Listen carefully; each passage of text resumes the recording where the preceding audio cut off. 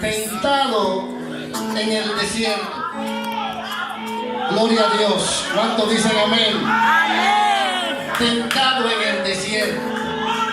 Yo no sé quién está pasando por un periodo o por un proceso en medio de un desierto.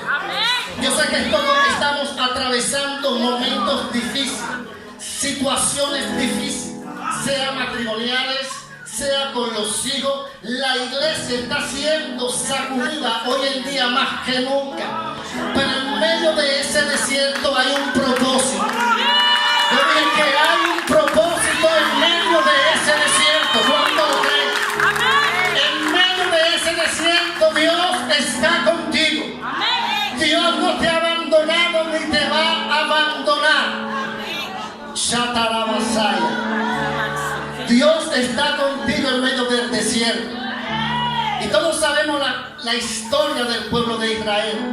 Un pueblo que por muchos años, 400 años, esperando una promesa, esperando ser libertado del pueblo de los egipcios. Estaban siendo oprimidos, estaban siendo maltratados, vivían esclavos, pero ellos dentro de esa esclavitud tenían una promesa. Tenían una promesa que algún día el Dios de Israel, el Dios de Abraham, el Dios de Isaac y el Dios de Jacob lo iba a libertar de aquella esclavitud que ellos estaban viviendo. Ellos estaban viviendo, que ellos estaban siendo oprimidos en aquel lugar. Y Dios se acuerda de aquel pacto, Dios se acuerda de aquella promesa que le había hecho. Mi pueblo será llevado cautivo por 400 años, pero yo lo voy a libertar con manos poderosas. Yo no sé si tu hijo está cautivo, yo no sé si tu hogar está siendo oprimido, está siendo sacudido, pero encima de esa situación hay una promesa para tu familia. Amén, yo lo creo, amén. Oh, gloria a Dios. Amén.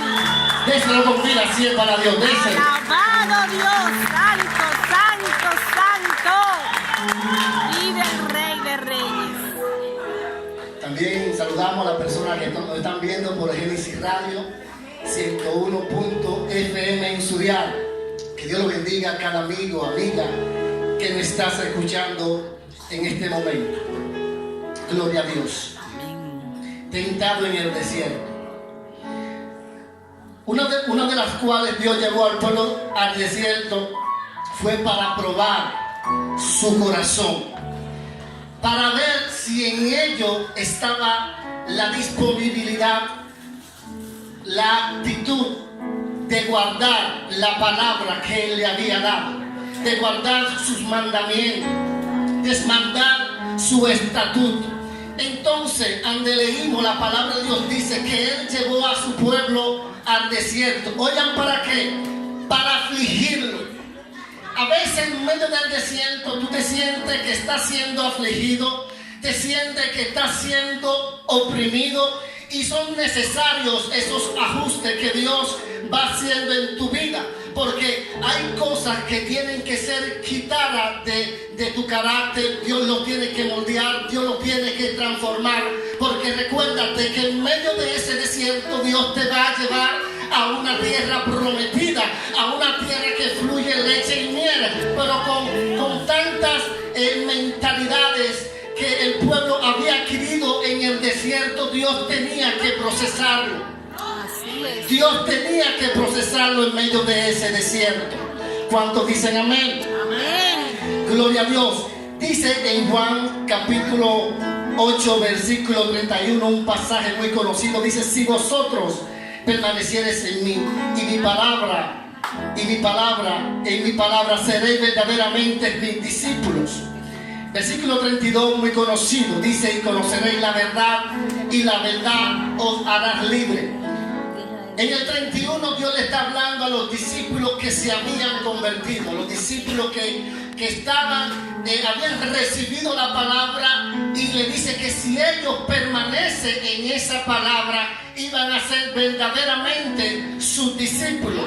Pero el versículo 32 dice: y conoceréis la verdad y la verdad os hará libre. Cuando dice la verdad os hará libre, es que Dios también le está hablando a los fariseos también de aquel entonces, le está hablando a los judíos que habían conocido la palabra, pero ellos dicen: ¿cómo nosotros vamos a ser libres si nunca hemos sido esclavos de nadie? Habían venido del desierto y dicen que no habían sido esclavos de nadie cuando estaban en Egipto. Habían también sido esclavizados en el sistema de los romanos. Y también dicen que todavía que no eran esclavos de nadie. Una de las cosas es que al conocer la verdad, Dios a través de su palabra nos hace libre del pecado, nos hace libre de tanta inmundicia, inmoralidades. Pero también al conocer la verdad nos hace libre de una mente religiosa, de una mente acomodada a un sistema religioso que no deja que el pueblo avance, que no deja que la persona avance. Pero hay algunos que son libres y que son del Espíritu y conocen y tienen mentalidad del Espíritu, pero ellos quieren llevar a esclavizar a aquellos que son libres, porque los de la carne quieren llevar esclavos a los que son libres. Yo no sé cuánto me están entendiendo en esta noche. Gloria a Dios. Jesús más adelante dice, hablando de su persistencia, San Juan 8, versículo 48 dice: la persistencia de Cristo. Respondieron entonces los judíos y le dijeron: ¿no decimos bien nosotros que tú eres samaritano y que tienes demonio? Respondiendo Jesús dijo: yo no tengo demonio, antes honro a mi Padre y vosotros me deshonráis. Pero yo no busco mi propia gloria, hay quienes la buscan y juzgan. De cierto os digo que el que guarda mi palabra nunca verá muerte. Entonces los judíos dijeron: ahora conocemos que tienes demonio. Abraham murió y los profetas, y tú dices que el que guarda tu palabra nunca verá muerte. Dice el 53: ¿eres tú acaso mayor que nuestro padre Abraham, el cual murió y los profetas murieron? ¿Quién te hace a ti mismo? Respondiendo Jesús dijo: si yo me glorifico a mí mismo, mi gloria nada es. Mi Padre el que es el que me glorifica, el que vosotros decís que es vuestro Dios. Gloria a Dios. Aleluya. Cuando dicen aleluya. Aleluya. Santo. Abraham vuestro padre se gozó de aquel día. Abraham nuestro padre se gozó de que había de venir mi día. Lo vio y se gozó. El 57 dice: entonces dijeron los judíos: aún no tienen 50 años y has visto a Abraham. Jesús le dijo: de cierto os digo, antes que Abraham fuese, yo soy. Aleluya. Oh, vive Dios. Oh, gloria al que vive. Antes que Abraham fuese, yo soy.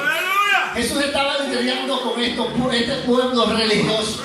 Él le dice: no tienes tus 50 años y dice que ya tú conoces a Abraham. Jesús le dijo: antes que Abraham fuese, yo soy. Abraham vio una crucifixión ya de anticipación de lo que iba a ser Cristo ya crucificado. Y Dios, a través de estas ilustraciones, ellos no entendían lo que Él le estaba diciendo, lo que Él le estaba comunicando, porque su mentalidad no absorbía el mensaje que Él le quería decir, porque Él es el gran yo soy, Él es el alfa, Él es omega, Él es el principio, Él es el verbo. Alabado sea el nombre del Señor. Por eso Él dice en su palabra: el principio era el verbo, y el verbo era con Dios, y el verbo era Dios, y el verbo se hizo carne y habitó entre nosotros. Eso es lo que era que ellos no entendían, porque su mentalidad no estaba amplia, o no estaba ese discernimiento para ellos poder entender lo que Jesús le quería decir, lo que Jesús le quería transmitir en aquel entonces. Aleluya. Mi alma adora a Dios. Bendito Dios. ¿Cuántos dicen gloria a Dios? Amén. ¿Cuántos dicen aleluya? Alabado Dios. El libro de Deuteronomio que antes leímos es la segunda ley, o más bien la repetición de la ley. Era necesario que la ley se repitiera por varias razones. Primer punto: había una nueva generación de israelitas. Segundo punto: Israel iba a enfrentar condiciones de una vida nueva. Tercero, estarían en medio de mucha influencia de idolatría. Y también tenían que ser repetidas para recordarle el pacto que ya de antemano Dios le había hecho. En Éxodo 13, versículo 17, dice: ¿Por qué Dios llevó al pueblo de Israel por la ruta más corta?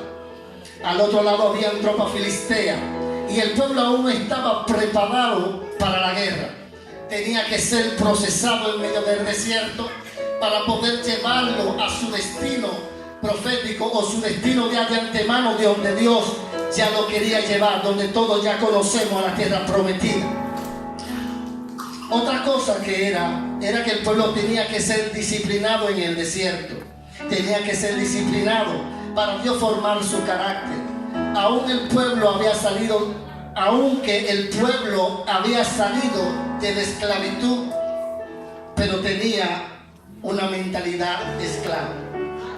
Repito, aunque el pueblo todavía había salido de la esclavitud, tenía una mentalidad de esclavo. Y Dios quería que el pueblo en medio de ese transcurso, en medio de ese proceso, cambiara su mentalidad y formar también su carácter. Y Dios lo estaba disciplinando, Dios lo estaba preparando. Pero todos sabemos esta historia, cómo el pueblo era duro de servir, era duro para poder aceptar la corrección de Dios. Era duro para Dios disciplinarlo, para Dios orientarlo. Y en medio de ese proceso, que supuestamente era por 3 días, transcurrieron 40 años.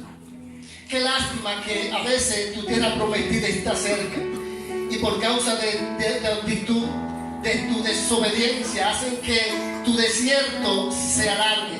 No es que Dios quiera darte ya lo que de antemano Él ha predestinado para tu vida, sino que a veces la actitud en un hombre o una mujer, al no ser o no querer ser disciplinado o moldeado, hace que su transcurso en su peregrinaje del desierto sea alargado. ¿Me debe entender? Amén. Y por eso el pueblo transcurrió tantos años en medio de este desierto. Y me gusta una palabra en Gálatas capítulo 4 versículo 22, dice: porque está escrito, Abraham tuvo 2 hijos, uno de la sierva y otro de la libre. Pero el hijo de la sierva nació según la carne y el hijo de la libre por medio de la promesa. Esto contiene, dice el apóstol, una alegoría, pues estas mujeres son 2 pactos. Uno proviene del monte Sinaí, que engendra hijos para ser esclavo, Agar. Ahora bien, Agar es el monte Sinaí en Arabia y corresponde a la Jerusalén actual, porque ella está en esclavo con sus hijos. Pero la Jerusalén de arriba es libre. Esta es nuestra madre, hablando aquí de Isaac, el hijo de la promesa. Y más adelante dice el apóstol Pablo, pero todavía es así.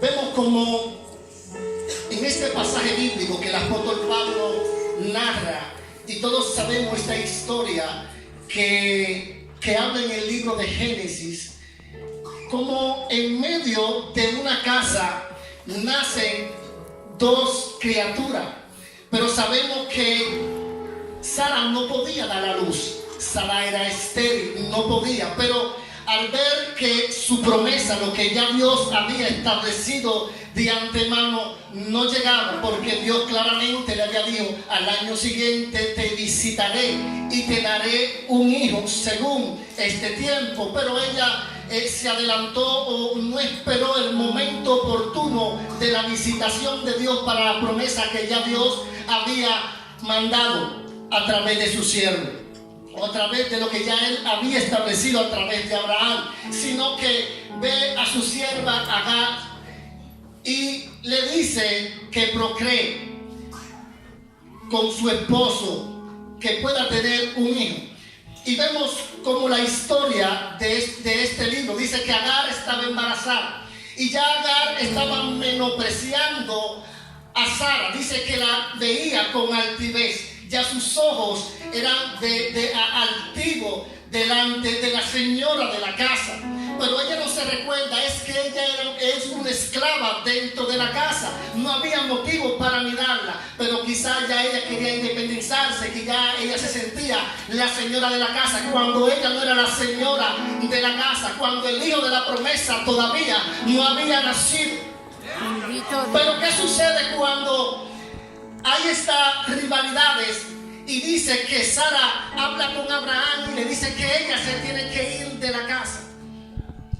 Y todos vemos la historia en el transcurso, como Agar se va de la casa, y en medio de ese transcurso en el desierto, ya abandonada, prácticamente desahuciada, quizá no tiene esperanza, quizá piensa que Dios no la va a escuchar. Y dice la palabra que ella está llorando por un lado y el niño está llorando por otro lado. Y vemos cómo Dios escucha el clamor de aquel niño, porque a pesar de que era Ismael que venía a nacer, Dios le había dado una promesa a Abraham que su descendencia, o sea, de él, iba a multiplicar las estrellas de los cielos. Pero ¿qué sucede? Dios escucha el grito y ella se devuelve nuevamente para la casa. Se devuelve nuevamente para aquel lugar. Pero el hijo de la promesa, Anthony, todavía no había